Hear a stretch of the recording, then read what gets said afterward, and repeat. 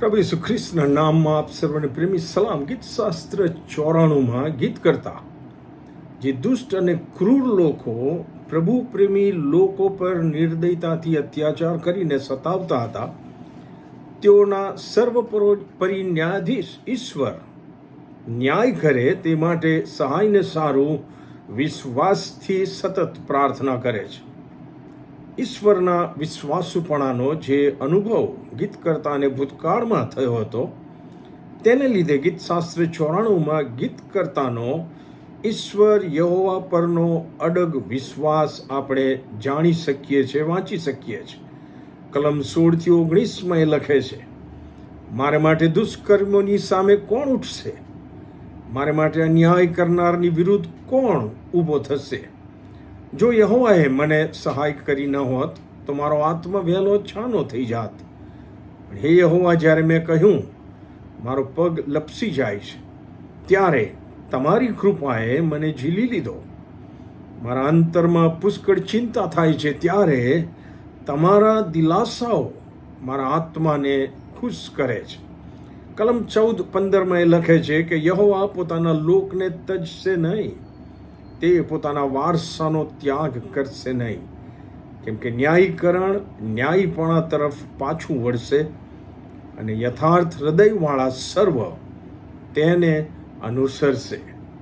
કલમ 22-23 લખે છે, પણ યહોવા મારા ગઢ છે અને મારા ઈશ્વર મારા આશ્રયના ખડક છે.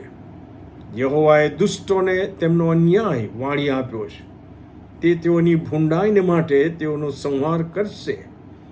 યહોવા આપણા ઈશ્વર આ ભૂંડા લોકોનો સંહાર કરશે.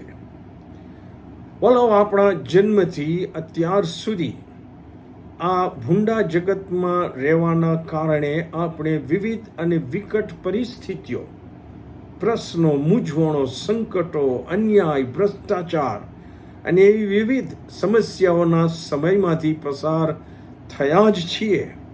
અને એ બધા સમયોમાં ઈશ્વરની કૃપા અને વિશ્વાસુપણાને લીધે ઈશ્વરે આપણને એકલા અટુલા મૂકી દીધા નથી, આપણને કદી તજી દીધા નથી, પણ હંમેશા આપણી લાજ રાખી છે.